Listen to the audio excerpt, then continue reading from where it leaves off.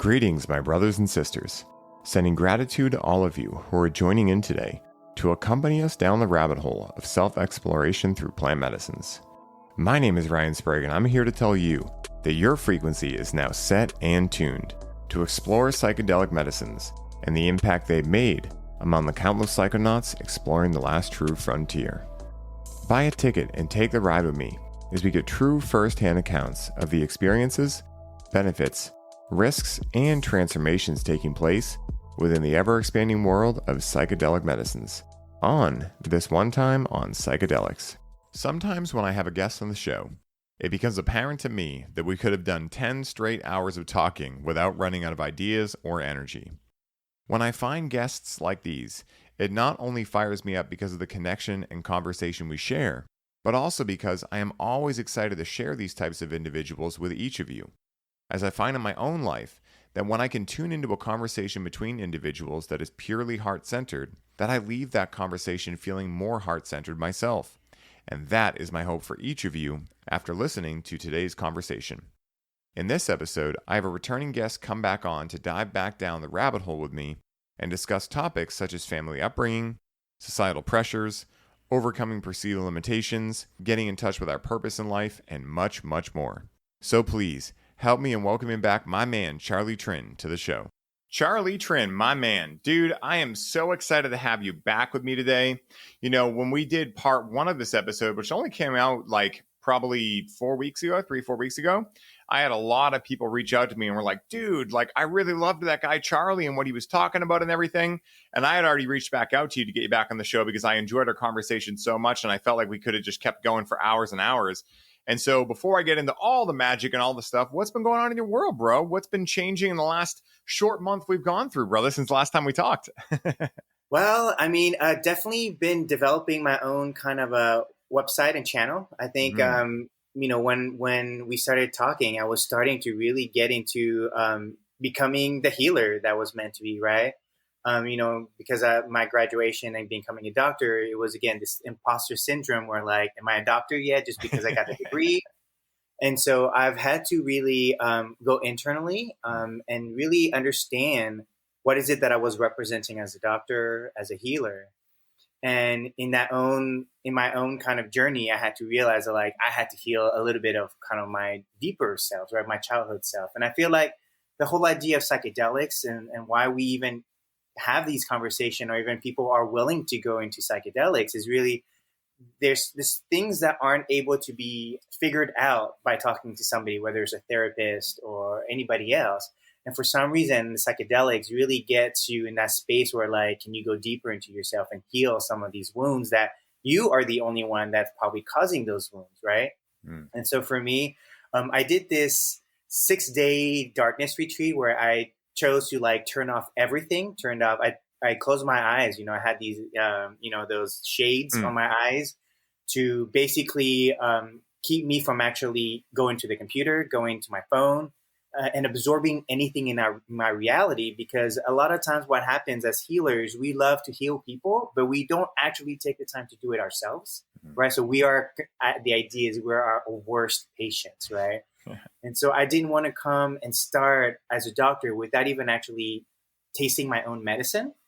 And so by going to this darkness retreat, and a lot of people have heard of this also, like this is kind of how you trigger DMT in your own first eye, is the idea that melatonin is built up every night that you sleep, and every night that you don't actually have light go into your eyes, the DMT builds up, and then eventually after 5 to 6 days, it becomes DMT, right?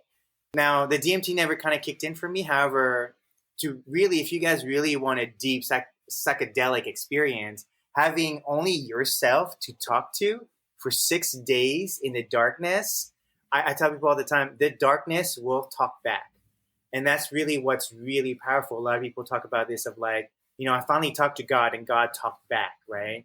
Or I talked to my guide, or I talked to my angels. Everybody has this version of how it is that they portray this conversation with themselves.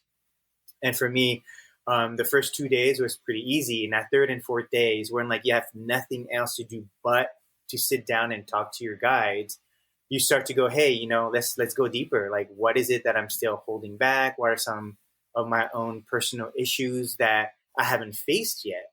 And so for me, like I was like, the guys were like, go deeper. The day you were born, what were you actually not understanding that you as a human were maybe experiencing life, but realizing that we are spirits first. We're an internal spirits coming to have this beautiful experience as a human. But sometimes the human experience tends to prioritize our beliefs, right? Our social conditioning. And so for me, like the fourth, fifth, and sixth days, like is where like the deep trauma wounds came out. But then I was there to parent myself, you know, as an adult today, seeing my childhood versions of the different aspects that I experienced allow me kind of like to look at my own programming. And what I realized is I was, as a programmer, we kind of a lot of times comment code out where we're like, hey, this code doesn't work. So we're like, comment it out so that the text is still there, but it's not active. Mm. And what was happening is in my own subconscious, I had all this code that I had commented out, but I wasn't really running an operating system that was coming from a spiritual side. It was coming from a human perspective.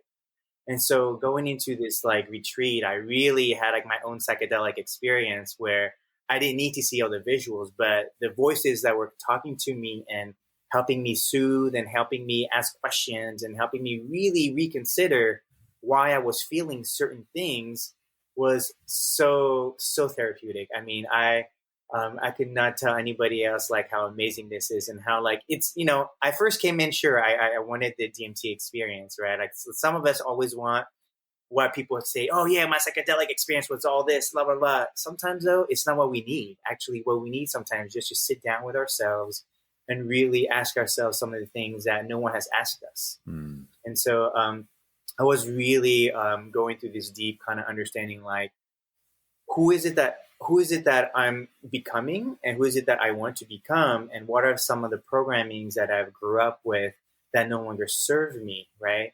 But then now it's like, how do then I run my operating system from that point of view instead of the point of view of like, this doesn't work. And after a while, you actually realize you're holding yourself back because you've experienced so much conditioning that like it takes a while to like be yourself. Mm. And so after this 6-day retreat, I realized that I was just slowing down my process. And so really allowing myself to have permission to just be myself was really, really instrumental to really becoming the healer that I'm meant to be. And even in that, like, I'm not the healer to solve your problem. I'm only the healer that's going to reflect back what is it that you're looking for in your own healing process. Because a lot of times today we're experiencing what I call the fads of healing, right? You know, I know today cold plunging is a thing. And so it's unfortunate because then everyone's like, oh yeah, if you have any problem, cold plunge. Everything cold plunge. And you're like, what? No, actually people who have a lot of cold energies in their body should not be cold plunging. Actually, those who have a lot of fire energy should cold plunge. So like for me, I wouldn't tell everybody, oh, you should go into a room and go in the dark for like 6 days. No, that's not for everybody. And everyone will know this depending on how they're able to ask themselves, ask their body, ask their guides. And so for me, it was this deeper kind of realization that I needed to heal some of my own traumas first so that I wouldn't feel like people could easily attack who I am, right? Because I think too many times when we become, because now as I am becoming a healer, I have a YouTube channel, we are now on stage. That means that it's very easy for people to project their own insecurities at us and for us to take those in and say, oh man, then should I be up here if people have all these issues? You know, am I going to solve everybody's problems in the world? And that's a lot of times, I think as healers, we have to remember we're not saviors. This is a very Western concept where like, I'm going to save everybody. Like there's 8 billion peoples. I mean, there's no way, you know, that we are saving the world. And I think that's a very important fact in like realizing like I'm not an imposter. I'm just healing myself. And if people resonate with that, I want to be available for them to reflect that back at them. Mm-hmm. And if I'm not the right person, I'll tell them, hey, actually, this is not the right match. I would love for you to, there's so many other great healers out there that have gone through their own journeys. But it's important for us to not think that like, I'm the doctor that you need to talk to, right? Yeah. And I think for me, it was very hard to suddenly say I'm the healer, yet like I really was frustrated with many healers in my life. And so how do I heal that? Because I realized they weren't the healer because I wasn't healing myself, right? And so it's really important for me to kind of share that with people. It's like, hey, actually tune into who you are and then let's have a discussion, versus if you don't know who you are, it's easy for me to trick you. It's easy for anyone to trick you with like, oh, my program is the Charlie Trin program. Come get my codes. Yeah. Exactly. Yeah. So that's been this very deep psychedelic experience for me to kind of look inwardly at the things that are not physicalized. Especially what's great about closing your eyes is too often you've heard of like believing is seeing or seeing is believing. And I think that's so detrimental to us as a culture because we have like at least 6 senses, if not like 1,000 senses. Yet we tend to make our sight, which is like a fraction of the visual spectrum, be the most evidence-based practice of our reality. And so for the fact that I was able to still move around without my eyesight, it allowed me to tune into what's happening to my body, what's happening internally. At one point, I started to put needles in myself so I could see what it felt like to have needles, but not see the needles, and to feel the energy moving through my body. And so again, I was trying to be a patient to myself to see like, hey, if I'm actually a patient that likes myself as a doctor, maybe other people might like me, right? And so I'm really coming to terms with this deeper understanding of my gifts and my service to the community.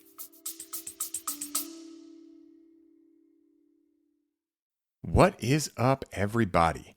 I wanted to take a second while I have your ear to let you know that on September 17th from 7 to 9:30 p.m. Eastern, our next Breathe with Cannabis event is taking place. And this month's theme is a doozy. What we're focusing on this month is the subject of money healing. And I have yet to meet one person throughout the entirety of my life that did not have some sort of disempowering beliefs or unconscious sabotaging stories around money. The truth is that if we want to make more money, it's not by looking quote unquote out there that will accomplish it, but rather by looking into what we believe about money that will allow us to repair any dysfunctional belief systems we may have around it. These workshops are virtual, and as such, you can tune in from the comfort of your own home wherever you are in the world, and we keep them super affordable to be accessible to as many of you as possible. To find out more about the event, see why we have so many returning students each month, and to grab your spot for the workshop, head to the link in the show notes and I will see you all there. Enjoy the rest of the show, everybody, and I sincerely hope you're having the best day ever. Dude, so much juicy stuff in there. And one of the first things I want to call attention to is it even a cold plunge if you don't film yourself and put it on Instagram, right? Like, that's the whole thing, right? Like, it's so funny to watch these trends catch on. And, I'm a big fan of ice baths. I'm a very fiery person. I'm an Aries and I always run super hot. So it works well for me.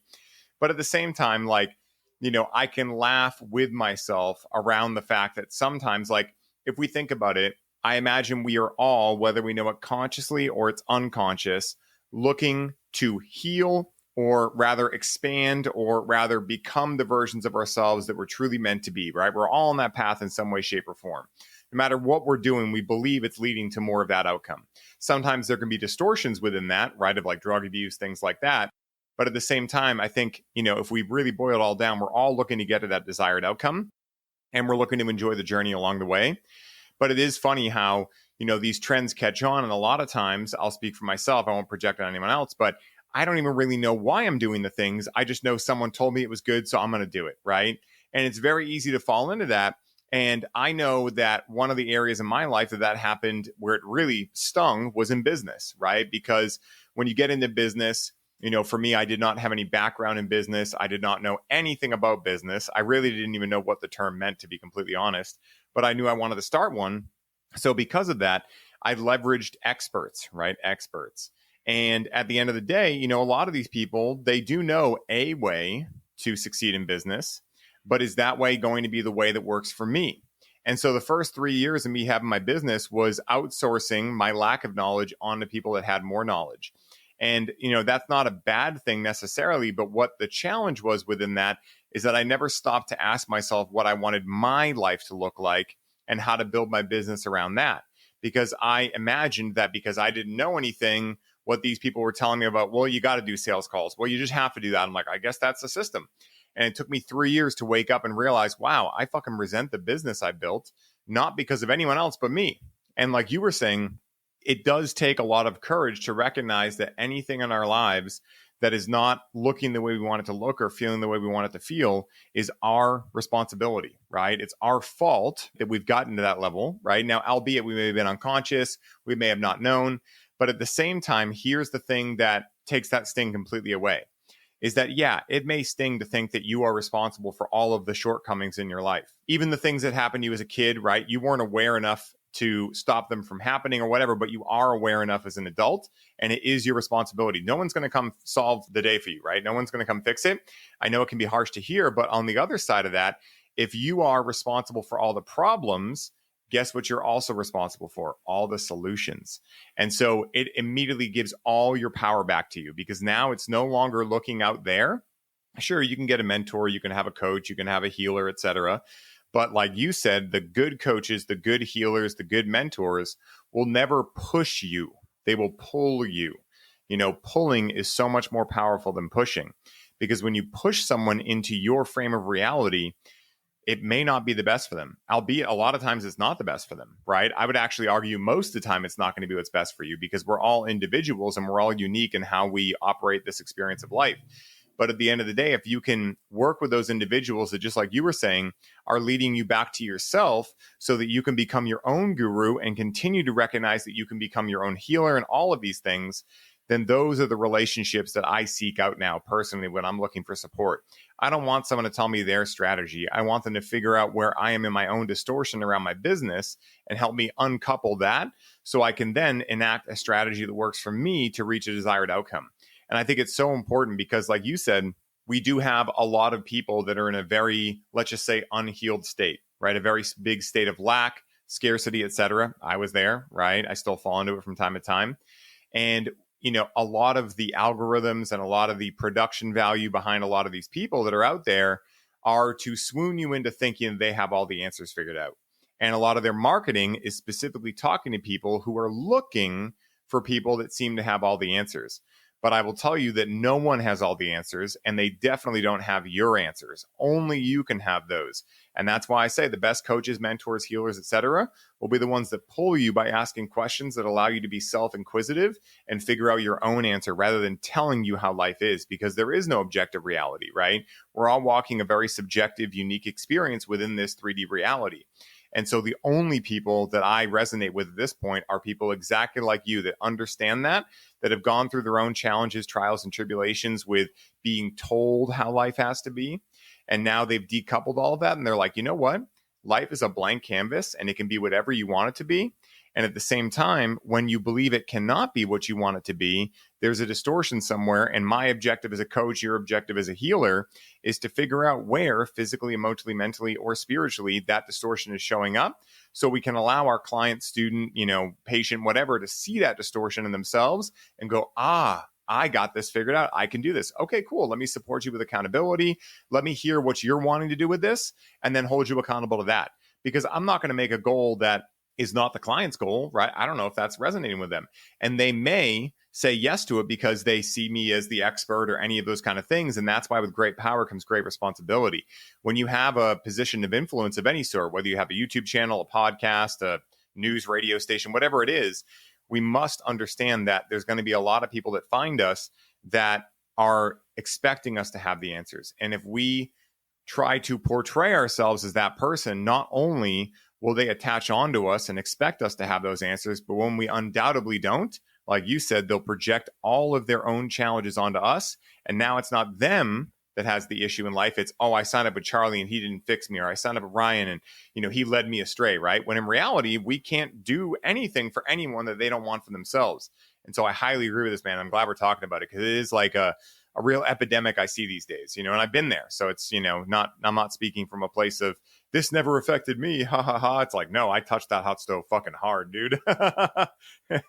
Yeah.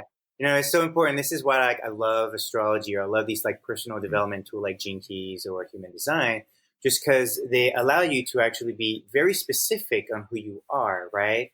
You know, it reminds me one of this time I was in the clinic working, and I was a student a student doctor. And at the time, we were a lot of my peers. A lot of these were like these Asian women, small. Asians are much smaller in stature, right? And they were having a struggle with this redheaded woman, and she was, a European, so she was much bigger, at least 6'3", right? And they kept saying, "Oh yeah, she's a very difficult patient." So I came in. I decided to because I get called in sometimes to smooth things out with people, right? So I said, "Okay, let me go check it out." I would listen to them, and a lot of the rhetoric they were saying is because it's a very common thing to tell Asian women to do this in our culture, especially as Asians. Our medicine was around mostly Asian people, Chinese people, right? And so a lot of us are smaller people.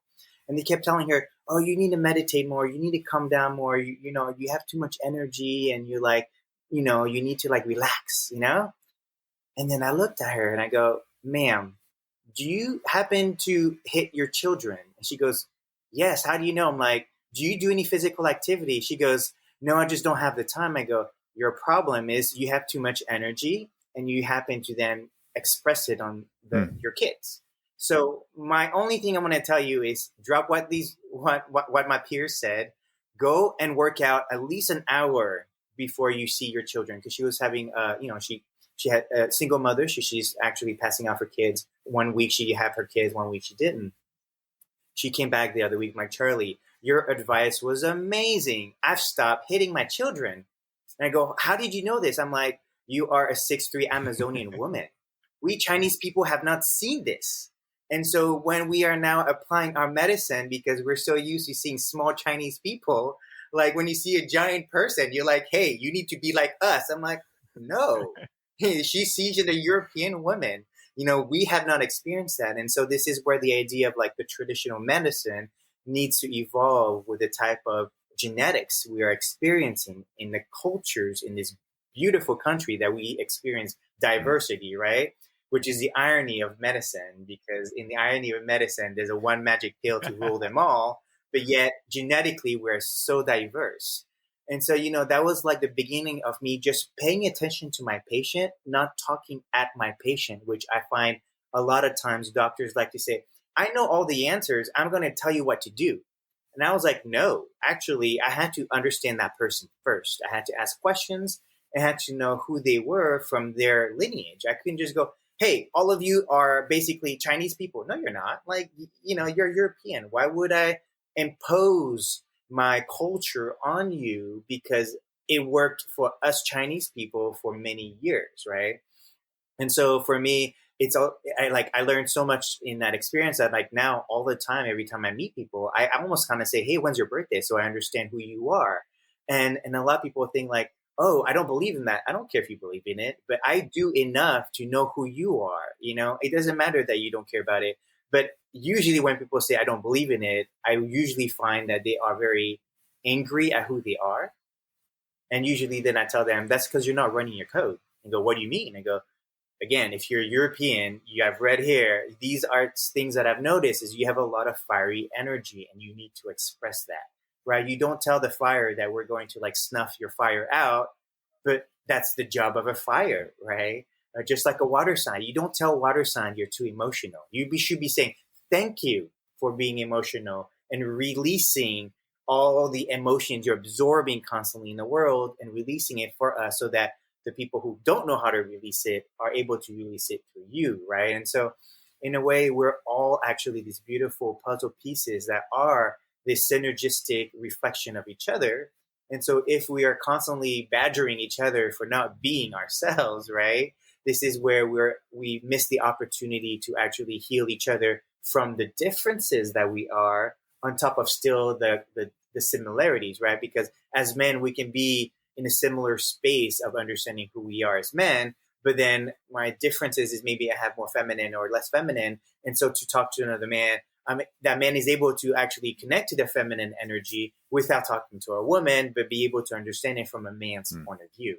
And so that's very important because even in astrology, we sometimes do have more feminine or more masculine energy. And what I mean by that is actually just the idea of listening to yourself. And, a lot of times I've heard this, "Men don't take hot baths." I'm like, They should. They would actually come down a little bit. because, we have made that a feminine thing, yet actually a lot of athletes do this because they are overstressing their body. And so when they go into water, the stress is removed from their body and they're able to kind of heal themselves. And so when you have like an angry man saying, I don't take bath because that's a woman thing, it's like, that's you denying actually the healing aspect of yourself, right? Because there's different ways of healing. Just like for her need to heal herself was through actually exerting energy so that she could finally calm down. For some people who get very angry, it's because they actually are not settled inside. And sometimes they need to like sit there and listen to their thoughts and then settle in those thoughts. So again, it's too often we in the West like to use a magic bullet, right? The magic pill or the magic medicine, and I know my mom has, taught me this a lot because she will often come home and say, Charlie, this worked for me, so you need to buy this. I'm like, Mom, first of all, I'm a man, you're a woman. Like, you cannot assume that this is going to work because I'm a man or a woman. And so this is, again, why, like, I think too many times we are becoming inundated with labels, and we really have to stop that. I think we have to just see each other as human spirits and human bodies, and that our ability to tune into ourselves allows us to see the gauge of the type of healing or the type of needs that we require versus looking at other people and go, I want to be like them, right? And I think this happens because if you don't know who you are, right, then it's easier to want to be somebody else, right? And we've grown up with this very heavy celebrityism in the West, right, where marketing has created this illusion around these celebrities who sell us cold plunges or these medicine, right? And so the marketing has learned different ways on how to like trick us into doing things because they know that we're lost. We don't know how to tune in into our own voice. And so that's why I feel like it's very important that I tell people all the time, I'm trying to find a way to medicalize astrology, Qigong and pranic healing or Reiki and acupuncture because those have very strong foundation through science. But what's happened is culturally, we, for some reason, attacked it or turned into pseudoscience. Even this idea of pseudoscience where you can state what is real and what isn't. Even this idea this is real and this isn't actually is a false sense of security because how many of us have to go to psychedelics because our reality is actually broken, right? So we are an epidemic of reality because, like many of our religious books say, it is the end of the gurus. It's the end of idols. And so we have to realize that we are surrounded by false idols because they want to perpetuate an agenda where technically it's about you. It's about each of us. And once you are resonating in your best self, you're actually going to be able to help me resonate in my best self because I feel inspired by what you do, not because I want to be like you, but because I want to be as carefree to be myself as you seem to be able to be yourself, right? And I think that's why it's so important where we have to be careful of any kind of fads in general. I think the veganism and meat eating is also a big blow up where, like, have you guys not heard of the type O, type A, type B, type AB blood types? That tells us that physically we are built differently through generations because there was the hunter-gatherers at one point, and then we had an agricultural upgrade of our genetics with humans. And so a lot of that allows us to actually be in our diversity, we are able to find our unity together, right? So it's a beautiful kind of paradox that I love. Oh, dude, 100% agreed. And, one of the things that you said a little while ago that was so accurate, and one of the reasons I love astrology and gene keys and everything as well, especially living with Rachel, it's like amazing to have someone in your house that is that much of a berserker like you are with astrology. Because any question I have or any like thought I'm feeling, any emotion I'm feeling, she can like contextualize it into a certain thing. And once she does that, I realize like I'm able to place it within my journey as something that's meant to be happening for me. And so like, being able to architect a strong and empowering story around whatever events are going on in life is our ability to truly succeed and live fulfilling lives. And I remember when I used to work at the dispensary, I would show up fasting.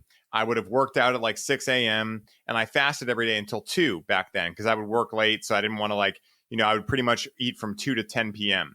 And so basically I would work out in the morning and I would just fast. And for anyone who's fasted, like intermittent fasting, there's a certain time, it's probably around 10 a.m. where I would really start getting into a flow state, like really like, boom, all of a sudden the energy would hit.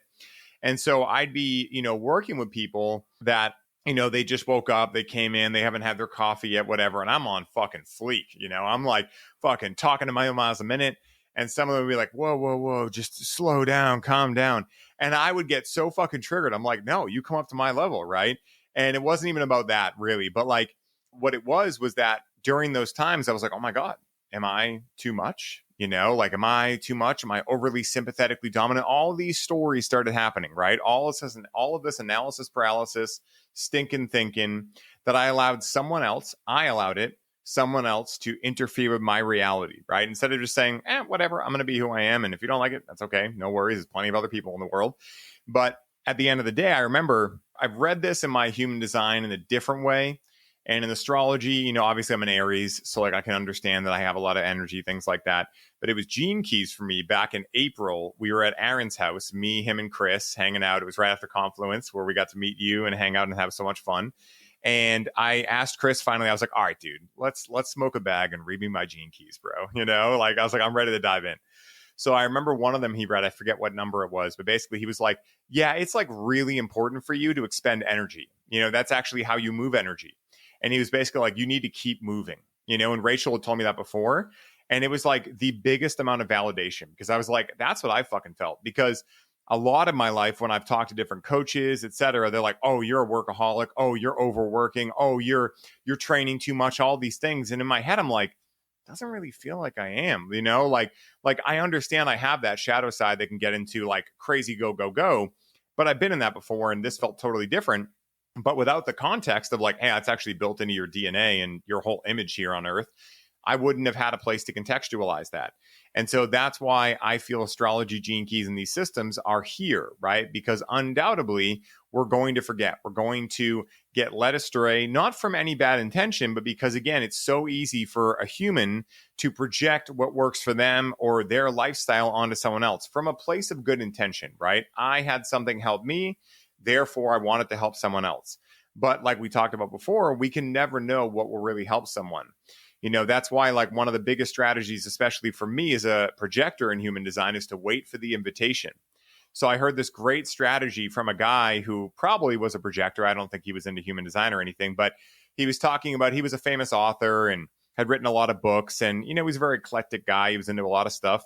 And so he would do these book signing events and different, workshops and whatnot. And he would always have people come up to him after and be like, oh my God, like, where'd you learn that? Oh my God, I'm more interested in this. And so originally when he first started getting that kind of attention, he would be like, oh my God, yeah, let me tell you everything. And then he would watch sometimes their eyes just glaze over. And so he was like, what the hell is happening here? So what he started realizing was a lot of people, they'll say they want to know stuff because they're around someone who has like some star energy, or maybe they've looked up to you for years. And so they're talking to you and they're trying to make conversation. But they're not actually making an invitation, right? They're more just like trying to fill in the gaps of silence. So what he came up with a strategy, what I thought was so amazing, was this. When someone asks him like, oh, Charlie, that thing you talked about with astrology is really cool. Where'd you learn that? He'll say, I read a good book one time. And if they're really interested, they'll ask what book. And now he knows, okay, they're really asking. But a lot of the time they'll just be like, wow, man, that's amazing. Keep doing what you're doing. And they'll just take off, right? And so he's found this workaround to make sure that he's not projecting on someone else. And also he's not wasting his energy, because if you're putting your reality onto someone else under the guise that they want to know it, and maybe they've given you a couple signs that maybe they want to know it, but it's unclear, and maybe they aren't aware of what they're doing, well, then you don't get a positive energetic reciprocity of that energy. That energy goes out, but it is not given back to you. And so you want to talk burnout, do that a lot. That's what I used to do with the dispensary, was I'd see people come in all different ranges of discomfort. And me being into holistic health and all these things, I would try to share with them, oh, how much water are you drinking? What are you eating? What are your sleep patterns like? Do you do methylene blue? Are you doing apple cider vinegar in the morning? They're like, dude, I cannot handle all this. And in my world, I was like, dude, if I was in that kind of discomfort and someone told me that, I would be jumping for joy. But again, what I didn't realize was that was me, and I was projecting it onto everyone else. And, I think it's really important that we see this and we own it in our own lives too, because like we've been talking about, right? Like the recipe for empowerment is not to take, everyone's words literally. It's to gain inspiration through that and then be able to allow that inspiration to guide us with our guides and with our soul and etc. And I love what you said too in the finale there about, this idea of, not emulating other people in this age of the guru dying and everything, because I'm very big on that. Like, we know where the age of the guru got us. It's just more of what organized religion's all about. Hey, God's all around you, but we can only talk to him. You can only come to this building, and spoiler alert, he needs money too, right? So again, like, we don't want to fall back into that because, like they talk about in Taoism, the true Tao cannot be spoken of. The second someone tries to tell you they know God and they're going to explain it to you in vocal sounds, you already know they are in a distortion, right? The only way you can know God is to have someone support you in getting still enough in yourself that you can discover what God is for you, what creator is for you, what source is for you, whatever terminology you want to put to it. And that's what I am so grateful to be living in today's world for, is that individuals like you, myself, Paul Chek, Aubrey, all these people have gone through this ourselves, right? We've gone through following gurus. We've also gone through our own shadow of trying to be the guru and, from a place of good intention, but thinking we need to do all this stuff to help people fix their problems and that their emotions and their results are our responsibility, to realize then after, like, wait a minute, all of that is nothing to do with me. Like, the best thing I can do is embody who I am and what I teach to a level where the people whose souls are ready will go, hey, what's that book you read? And now, you can share something with them. And in sharing it with them, you also benefit because you're not the guru, right? You might be hearing it in a new way and you stating it the first time, and how they respond to it may teach you something about yourself that you had no idea of. So we're all the gurus for ourselves and each other because we all come from one central place, whether you want to call it God, creator, whatever, and we all go back to that spot. And so, like Ramdas says, we're all just walking each other home, like, you may know how to tie your shoelaces. I may know how to start a fire. Neither of us are the guru in that equation. We both have essential components to being able to survive in the wild, let's say, right? But everything is equal in that frame of perspective, So I love this, man. I totally agree. What is up, family? I wanted to take a second while you're tuning in to tell you about an amazing new product I recently began using. Now, you guys know I do ads very rarely, and my promise to you is that anything I speak about is something I personally have found value in using regularly. Well, recently, I came across a company called Brain Supreme, who sells microdoses of mushrooms mixed with adaptogens, nootropics, and other additions as well. And even though I've microdosed off and on for years, I have never felt results like these. In only 2 weeks, I'm sleeping better, I have far less mind chatter, my ability to perform has exponentially improved, and best of all, the sense of inner peace I've been feeling is like nothing I've ever experienced in microdosing before. Right now, you can get 15% off of any of their products when you use code SPRAGUE15 at checkout. And to find out more about them and grab some for yourself, head down to the show notes for this episode and begin your journey into microdosing today. Now back to the show. Yeah, I love how you're saying also this idea of, because as we become actually front and center where people are asking us a lot of questions, because I am at a place now of authority in some people's sense, a lot of people do ask questions. I have to learn that actually some people are not there for the full experience either. So I do actually do astrology classes. And even in that, I think a lot of us get excited and passionate about things that we want to like drop knowledge to people, right? But like you said, like some people I have seen so many times, they do the whole like nodding off as if like their consciousness just can't handle it. And so they start to like fall asleep to process it. And so I had to like kind of learn that sometimes I come across with a lot of information that if I share it with people who aren't ready for it, I am wasting my time. So this is kind of why I started the channel, right? Because I realized that actually a lot of people are asking for it, but not a lot of them are there in front of me asking me these questions. So if I'm able to kind of share this on a YouTube channel where I'm able to express and download exactly what I want to share. But then in some of the classes, I've learned that actually I started to do more intro classes to get people excited enough to actually know what astrology is for them to actually care about it. And most of the time, they're not the ones that actually want to become astrologers. Because we have become so good at the information and we have become a voice of authority in some sense, sometimes we think everybody wants to be that. Turns out not everybody wants to know astrology and to be an astrologer. Actually, most of them just want to know what is it that they're going on in their life right now and maybe they don't really want to read their natal chart, and so I had to learn that, like, let's just, really engage people in actually why you would actually care about modalities like astrology, like acupuncture. And then when they're interesting enough, they would come and say, hey, can you tell me more about myself? And then from there, I'm able to kind of work with them. But then usually it's like, if you want to know more, just go to my channel, because a lot of times, if you can handle my channel, you want to ask more, please then have a deeper conversation with me. But a lot of times we get so excited because I know that you guys also, after all your events, you guys like swamped by like people really showing their appreciation or their passion, or will ask you a question after the event. And sometimes like that's not a place to actually download or dump information to people where they're like actually ready on their way out, right?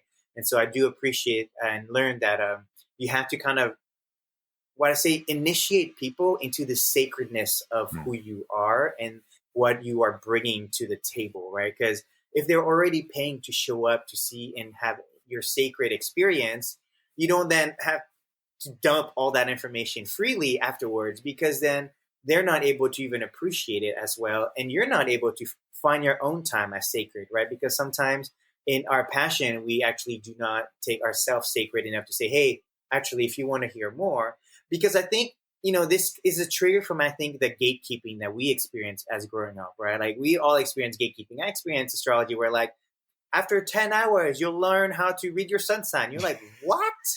You should be learning that in your first lesson. And so we get so frustrated with that we started to like do the opposite of like what I call like dumping information at people, where actually, unfortunately, not everybody is at that level where they want to, get the full experience. Sometimes they just want it, because we are in the Twitter social media experience where it's like 1 minute to a minute and a half of attention. And after that, people just lose their focus. And so it's been very important to actually learn how to use our digital platforms, right? Whether it's YouTube for the long form, whether it's social media for the short form, to be able to engage people so that people can kind of say, hey, I really like what you're saying. I'd like to hear more. Here's how I'm going to invest in your time, And that's kind of where I think, as healers, as esoteric beings, we also have to come to terms with money, right? Because I think a lot of us, I said, oh, I'm just doing this because I care about the world. Like, yeah, but who's paying your bills to make sure that you can still live at a home comfortably, so that you are rejuvenated, so that you keep showing up to these events, right? And I think sometimes we get caught up with like the healers don't make money scenarios, right? Or the whatever esoteric, or like, you should be doing it out of your good of your heart. I'm like, yeah, but nobody's doing it out of the good of the heart, And if we are, it should be in a place of actually, like you said, equal reception of energy, right? And so too often we think money is a bad thing. Rather, money is just an exchange of the energy that you provided, and it allows the space to be sacred. And then so I'm learning to be in that space, because I remember I'm naturally really good at seeing kind of, especially with astrology, help people kind of do better for themselves. But when you're hanging out with friends, not everybody wants to have that experience, right? And so one time I remember like, hey, Charlie, don't be my guru right now. And I was like, oh my God, hold on. Let me think about that, because I didn't realize I was doing that. And it's not like I was, trying to do it, but it was just like my energy was coming out, just like you. You have so much energy, you're trying to find a place to express it. And so now today I get paid to diagnose people. And so actually what's happened now is a lot of time when people ask me, I'm like, yeah, actually reach me during these times. I will be very happy to do it. But right now, this is my personal time. I'm going to like make fun of shit. I'm going to be stupid right now because, I need to be stupid sometimes, because, when we are in that mode of like being serious and being sacred with our practice, maybe I don't want to be, in a playful mood, because maybe like listening to something that's deep needs to be in a place where you need to be serious about it for people to take you seriously. But then when I hang out with my friends, I'm going to like mess around and be playful, because at this point, no one needs to hear a lecture from anyone while we're like, playing music together, right? No one needs to say, hey, did you know that you have childhood trauma because you play the drums the wrong way? And so that's why I really love kind of my ability to really have a place for expressing this information.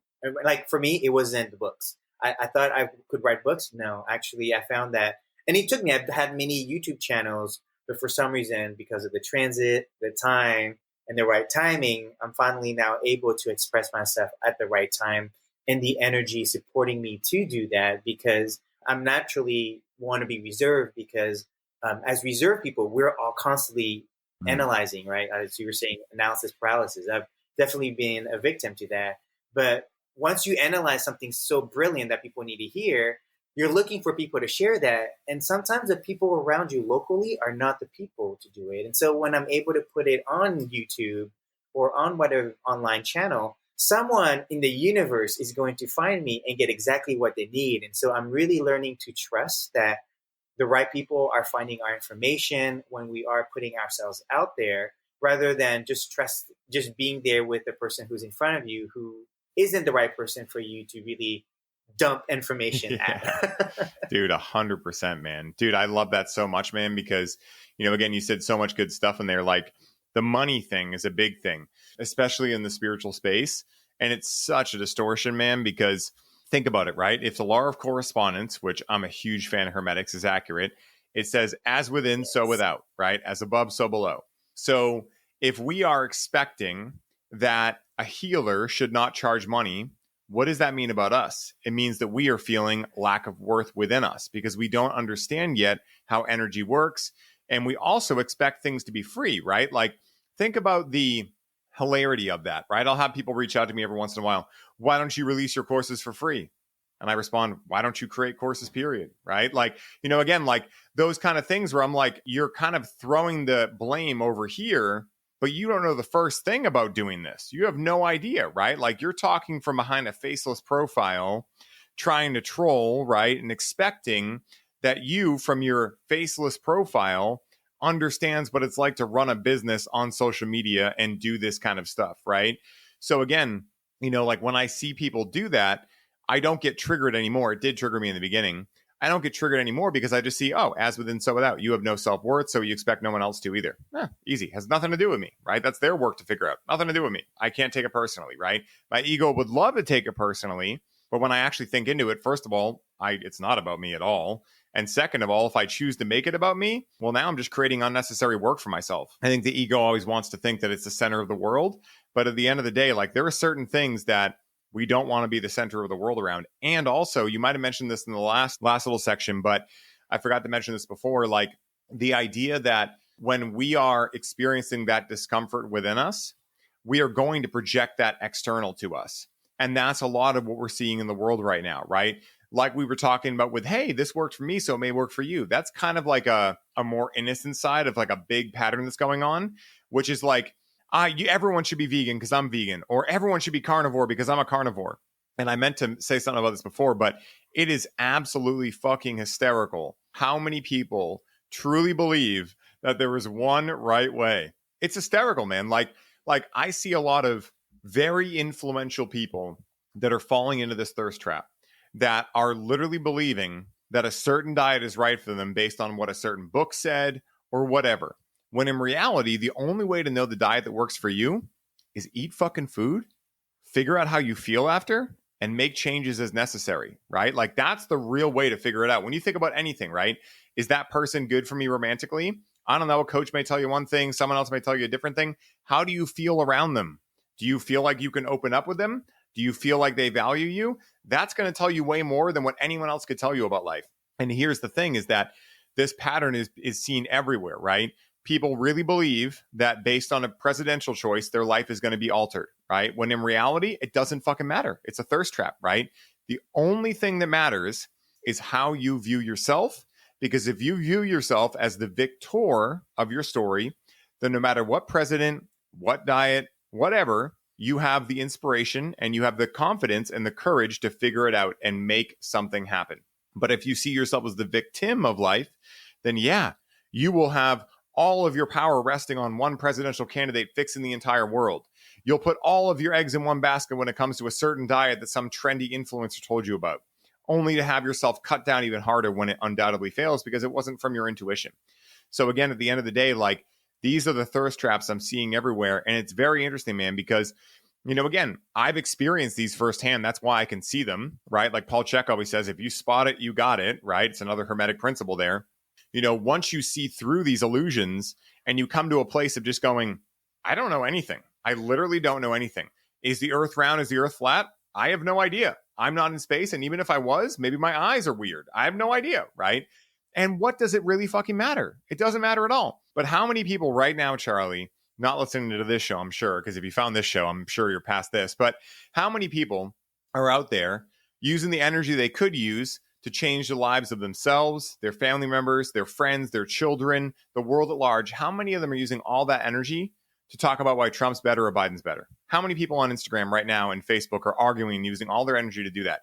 People they don't know, people they've never met, and when you look into the system, people that the government just wants you to think you have a choice in choosing, when reality is that BlackRock and Vanguard and all these powers that shouldn't be pull the strings, right?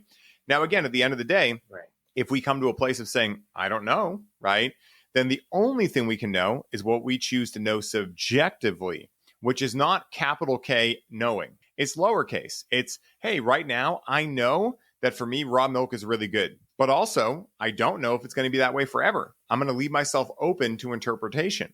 In Dogma, they say a great line. I think it's Chris Rock's character who says it.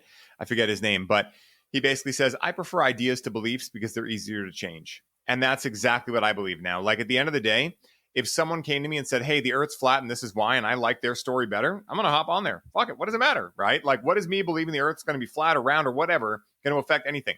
To me, I just follow the fun into whatever the most exciting experience of life is, whether it's the flying spaghetti monster, whether it's interdimensional species, whether it's carnivore diet, whatever it is that gives me more fun, more energy, and more love in my being, that's what I follow. Straight up, no dogma attached to it. And I've had to learn that through going through all the dogma, and thinking that one path was going to be the path of all. And every time I've been in an organization like that, it's just been very cringy. It's very easy to spot out if you have eyes to see. And it's also very damaging to witness people that do not have those eyes to see fall into the trap of it. I won't mention names, but I was a part of an organization for a little while. I may have shared a little bit of this with you. I've talked about it a little bit on the podcast before, but I won't mention the name because I'm not, petty like that. But there was an organization I was part of that was doing some really cool stuff. I learned a lot of great stuff about Kabbalah and Hermetics and all of these amazing things. But the problem is that once again, they were the people that were thinking that the true Tao can be spoken of and that they have the codes and they have all this. And I remember there was a certain class where, they poo-pooed plant medicine, which I thought was kind of weird. Their reasoning for it was, what is a plant going to teach you about you? You're not a plant. And I was like, are you fucking kidding me? Do you understand what junk DNA is? Also, does that mean we shouldn't eat plants because we're not a plant?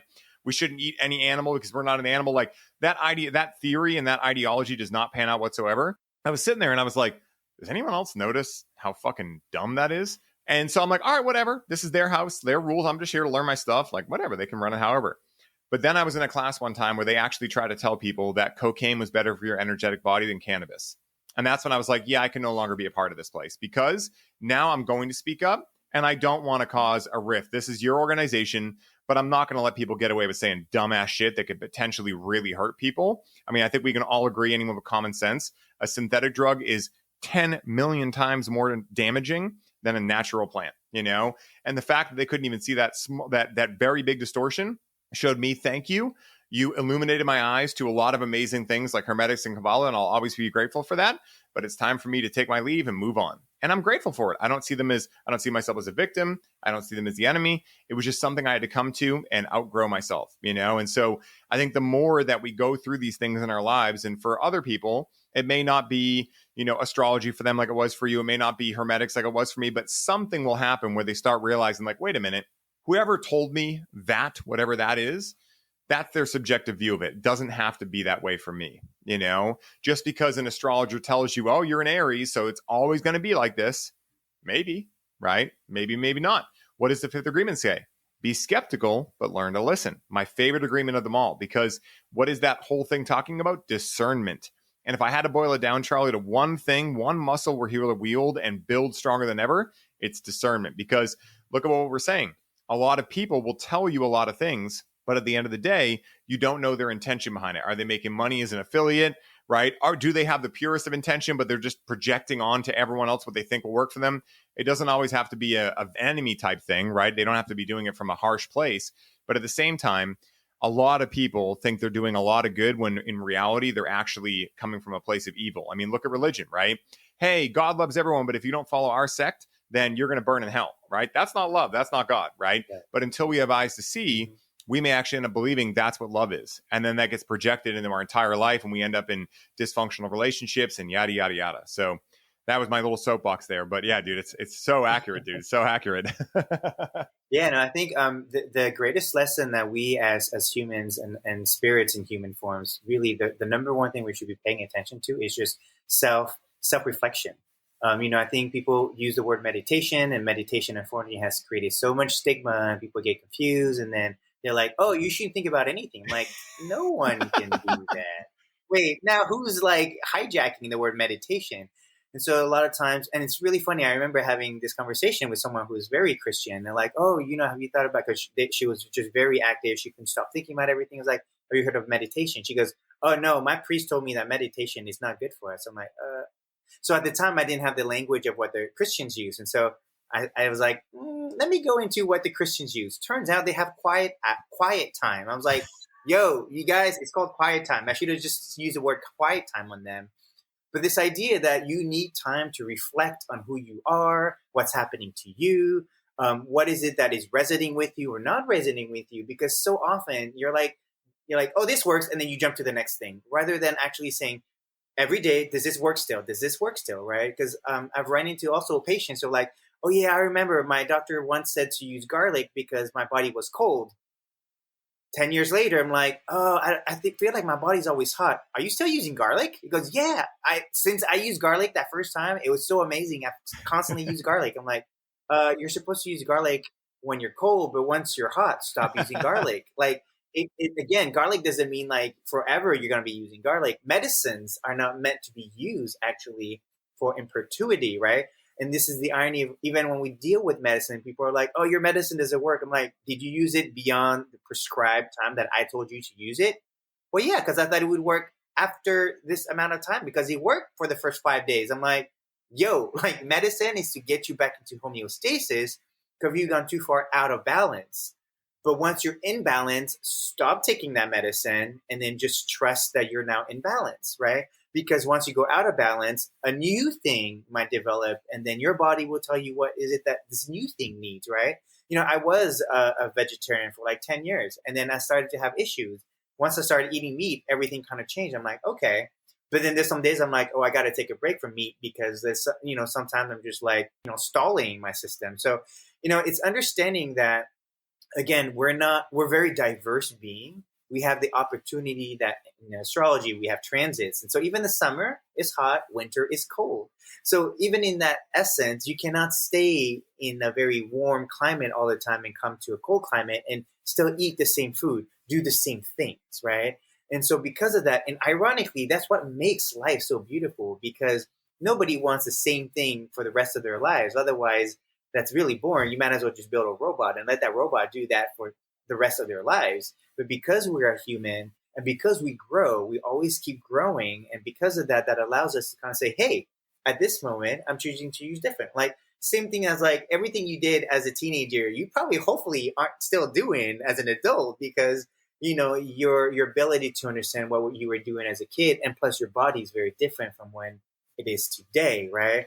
And so it's very important that we practice also self-reflection and self-tuning, understanding what is our body telling us, what is our mind telling us, and how are we feeling emotionally. Because a lot of times emotions change. Suddenly you felt something for somebody, and suddenly because of deeper conversation with them, you don't feel the same way. But sometimes we feel like out of loyalty and duty, I need to stick to these people. And then you have these friends that keep betraying you because you've kind of outgrown them. And, this is outgrowing your own environment where you're like, hey, I choose not to be in an environment of people drinking to the point where they black out. That's not where I want to be.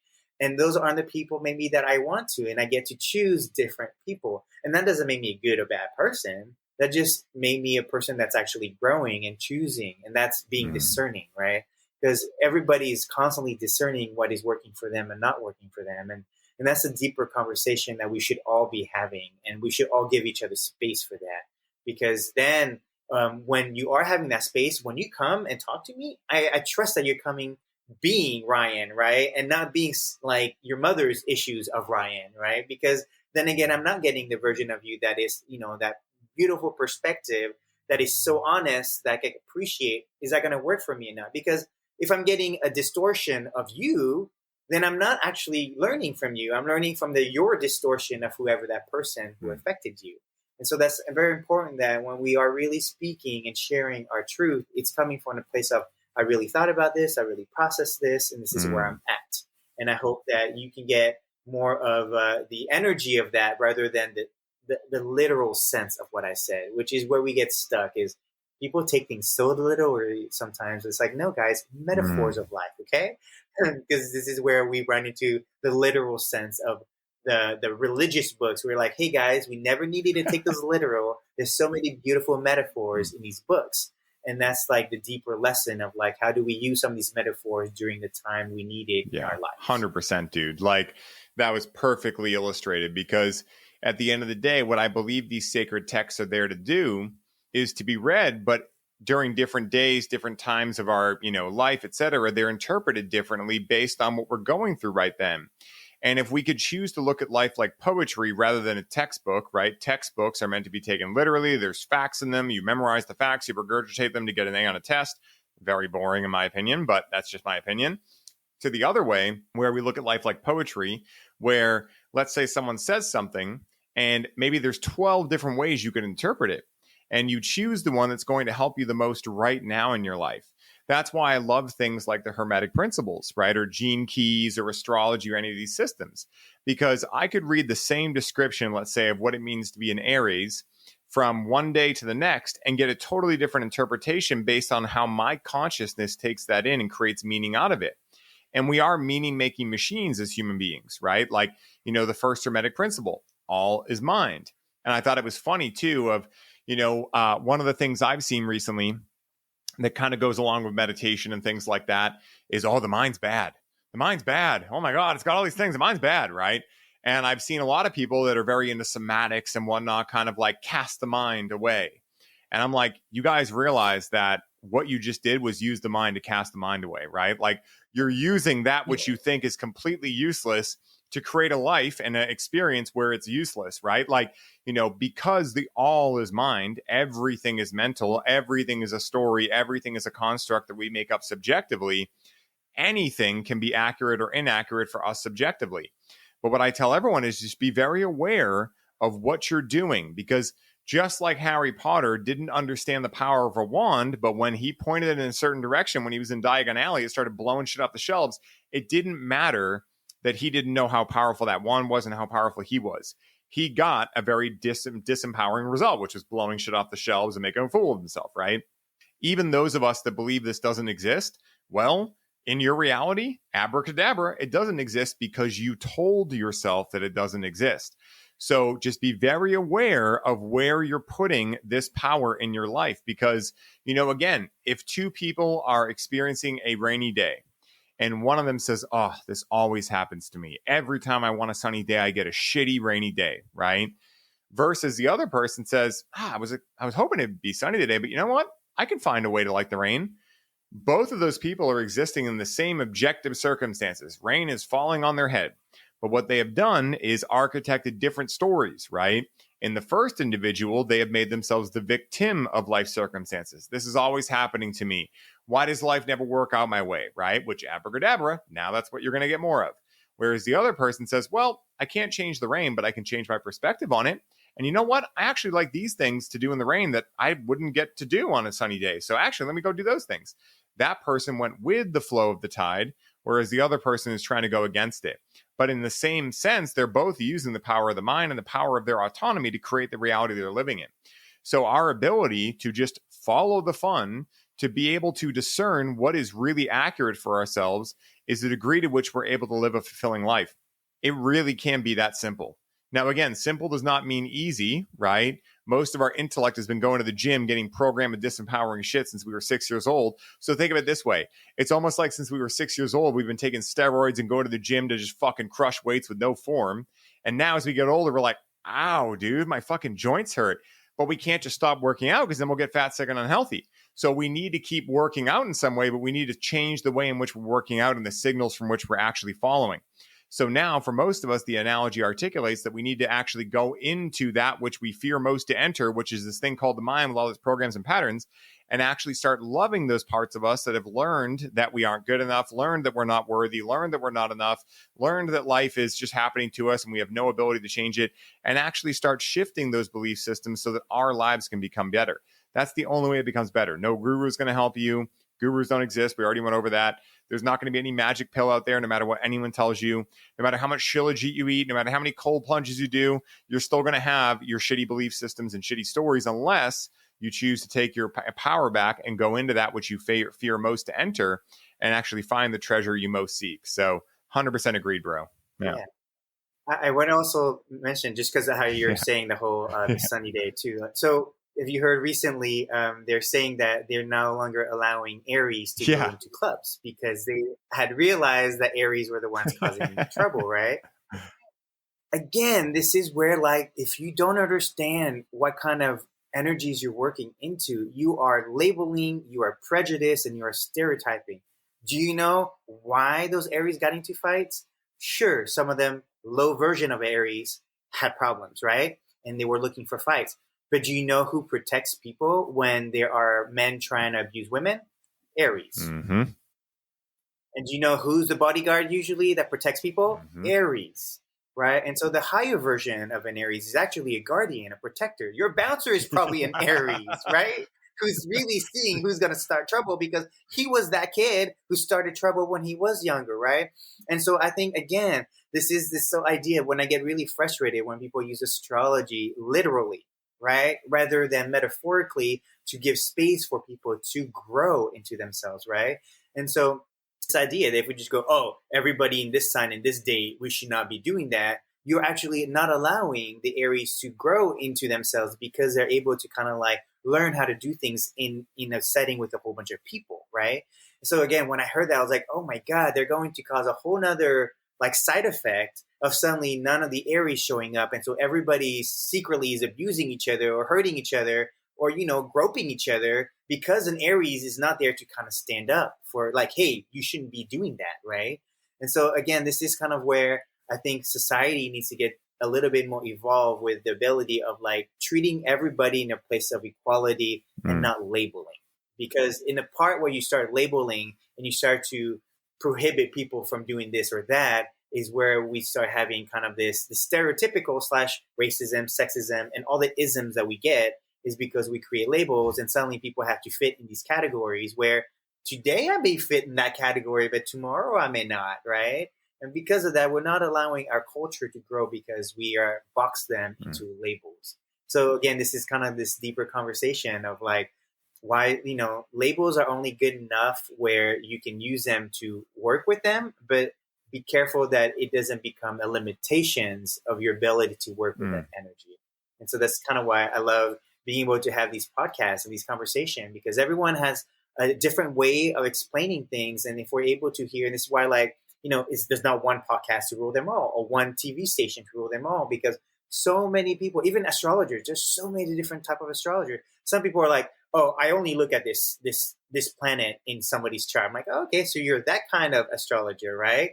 But when you put it all together, you know, that's who you are. And so it allows people to kind of choose what kind of astrologer they want at that time. So even in a bar, like what kind of bar are you going to set, you know, the scene for and let those people kind of naturally come in? But what is it that you're attracting is the deeper conversation. Because if you're attracting, you know, a lot of alcohol, that's not an Aries thing. That's you causing people to go lose their minds and go into their darker version of themselves. So you have all these, you know, problems rather than actually accepting people for who they are and allowing everyone to kind of hang out and play together. Dude, 100%. Perfectly stated once again. And yeah, you know, labels are, the way I see it is labels are kind of training wheels for real life. They get you used to trying to make some sense out of reality. But as you get older, you realize there is no sense to reality because there is no objective reality and nothing really exists unless what you create in your mind, right? And so like, again, where I can view the level of consciousness that most of humanity is at based on a level of consciousness that I used to be into. When I was a teenager, I would see someone who liked rap music as a certain thing. I would see someone who liked metal music as a certain thing. I was a musician, right? So I framed a lot of music labels and things like that. And it's so funny because I heard this quote the other day that was so funny. It was like, metal music is a bunch of nice people pretending to be angry, and pop music is a bunch of angry people pretending to be nice. And it's so accurate. Like, for anyone who's been in metal before, you know that even in the mosh pits, right, where people are fucking throwing kicks, the second someone actually gets hit and falls, everyone stops, picks them back up, make sure they're okay, and then they keep it going, right? So it's like these kind of things where be very careful of what you're labeling, because generalizations, they take out the ability to truly use discernment and create awareness, because everything in life is unique. Even if you see two twins, for instance, right? You could say, oh, they're the same person, right? If you were going to use the same idea of labeling, but those individuals are completely unique, right? They may look similar, but nothing is as it seems. And that is like one of the other big lessons that humanity must need to learn to move forward, is that nothing right now is as it seems. Everything is inverted. Everything is backwards. I mean, this is why I love Mark Gober. I recently did an episode with him, and that guy has really made a whole entire book series out of how everything is backwards. Medicine, consciousness, our ability to see ourselves as not just the only thing in the universe, but a series of life forms that exist throughout in entirety and infinity, right? With, extraterrestrial contact and whatnot. And so again, like, I typically, for me, I usually start at the opposite of what someone says a label is, right? So if someone says, oh, a Trump person, someone who likes Trump is this, I'm like, all right, what's the opposite of that? Now let me go try to find that. Then undoubtedly I find it, because you can find anything in any spectrum. And then I go, okay, let me open up that view again, right?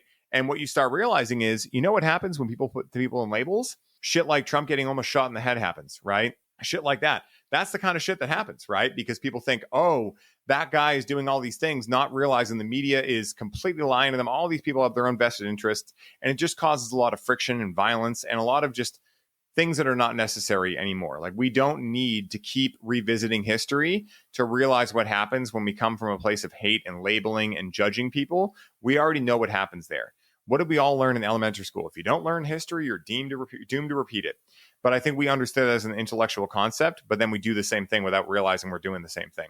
So again, this is coming from me who's done this before, so I can speak from that level, but it's so important that, we start to see the errors in our ways, right? The opportunities in the errors in our ways, the opportunity to go, wow, I had a very limited view of a certain group or life as a whole, and now I get to expand that. And that should be a really fun and enjoyable process. It doesn't have to be, oh my goodness, now who am I? Oh my goodness, my ego is hurt. Oh my goodness, now I'm quote unquote wrong. Listen, there's no right or wrong. It's a duality made in the mind anyway. It doesn't even exist, right? It's just a construct we've made to feel some sort of safety or feel more safe in being alive, but it doesn't actually exist. And the more that we let go of those things and realize that in a lot of ways, as the kids say, we can ghost ride the whip and just really have fun with it, the more fun life becomes, and the less we have to try to convince anyone of anything.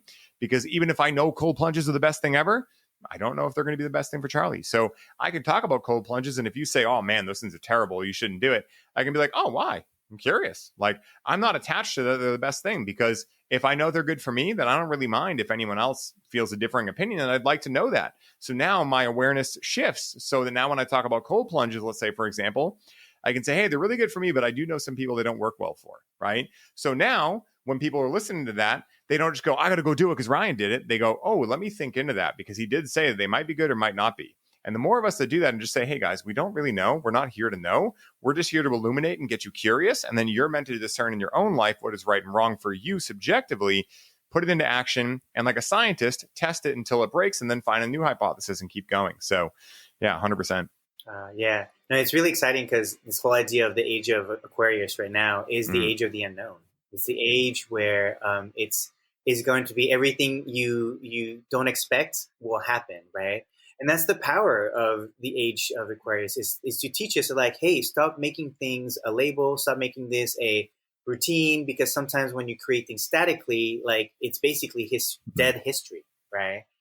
And the idea that history is not dead is always living, because this idea that we could actually reach. I mean, this is what I did: is I reached into my younger self and was able to talk to my younger self. I'm accessing my own timelines, right?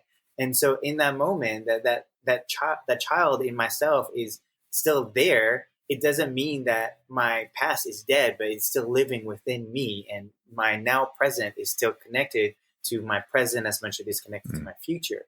And so this idea that, that's why we have redemption, that's why we have forgiveness, because sometimes we do things and that is part of the experience that we have to use to learn. And so I think too many people are uncomfortable with the unknown, just like you said, like, oh, I came here to get the answers from you, right? And this is why the irony of AI is super interesting, because suddenly it's like, well, if the people aren't telling me what is the right or wrong thing to do, I'm going to go on the computer and ask the computer what I should do. And that is where, again, this is going into the outsourcing your power to something outside of yourself, right? And this is where I hope that we as a culture start to realize that we have our own answers. And when we become more in tune with that, I think culturally and genetically, we will evolve as spiritual beings in this beautiful planet. Because the planet is also a being that has been with us the entire time, right? And if people don't know this, go into nature with no technology and see how busy nature is, right? It's so ironic that people are like, if a tree falls down when no one is there, will anyone hear it? Like, have you been to a forest? Just because you're not there doesn't mean there's billions of things that are alive that would definitely experience a tree falling, right? And so this is going back where you say even the aliens, like, we thought we'd be the only humans on this planet, but all the stars that we see outside where we can barely count and have a number for the amount of stars we have, no one's there, and this is kind of where I hope the idea that also not just that, but we are connected to everyone else. But actually in our ability to be ourselves, we are then reconnected back to, like, I feel like Earth is this beautiful being and we are the blood cells, the red blood cells, the white blood cells. The trees are like its neurons, really the psilocybin and the what's it called? What are the roots called? Mycelium. The mycelium is literally how we grow neurons. And it's ironic because in the West, they say you can't regrow neurons. I'm like, but if you eat mushrooms, you can, because the mushrooms are the mycelium to the soil of Earth, which she uses. And then we watch the movie Avatar, where you're like this great mother tree who is connected to all our consciousness, and we connect to her and feed her our consciousness. And so it's really funny how movies are hinting at our reality, but they're using the word science fiction to make that a non-reality. Again, the labeling of the Tao makes it not the Tao, right? And so because we label these movies science fiction, doesn't mean it doesn't really exist. And so it's just a beautiful time right now to be alive, because I really do feel like a lot of us are being activated to be our true selves. And I think and I've been saying this to a lot of people, where if you look at exactly what happened to the presidents are like 80 years old. Why aren't there like 60, 50-year-olds showing up in the leadership role anywhere in the planet, right? And I think it's because if you look at astrologically, a lot of us went into self-healing. So we did not want to take the role of leadership. However, now we're like, let's kick out these boomers. You guys stop it. You guys have caused too much trouble. None of you guys are healed. All of you guys are traumatized children who are now acting out on the world. And a lot of us who chose not to take leadership, well, we watch you screw up. So we decided to go into our own healing. That's why I think a lot of us, our peers, have gone through the psychedelic journey, because we're like, how do we avoid being our parents, but then also not be so ignorant like our children today, who, don't have the history to not repeat history, right? And so I think a lot of us now are able to now step up in these shows, in our podcast, in our YouTube channel, and speaking up from a place of, I would say, better healed, because I don't think ever heal, because we constantly, make mistakes and we heal and learn from that, but like we're way better in the sense that we've started to learn how to discern what works for us, so that we are now in a community that's able to work together on how to discern what works for the community, rather than talking at people, telling them that from the top, we can see what you need. Again, it's this like pyramid scheme, right? Even when we talk in marketing, is everything's a pyramid scheme rather than a circle all at the bottom working together. So I'm really excited for kind of where we are generationally. And I think a lot of our peers are starting to realize we need to step up in our own way. And that's why I love how all of us, like, you're a leader, Ryan, and I'm a leader, but we aren't like the leaders, right? Because we don't need to have the leaders. We just need to be a leader of our own energy, because in that sense, we're not able to work together because we can appreciate each other and also be able to share our differences and our similarities. And so that's why I just love, that's why I love kind of your podcast and being able to really speak and allow everybody to speak in their own kind of voice. Oh, dude, this has been such an epic conversation, man. Like, I could literally talk to you for hours upon hours upon hours. You're going to be a repeat guest for sure on the show very often, because these conversations are really what I feel is the most important stuff to talk about in society right now. Because what are we really talking about, right? We're saying, hey, stop listening to so many things and start subtracting, right? Just start subtracting from everything and tune into yourself. How do you feel about a certain diet? How do you feel about a certain person, right?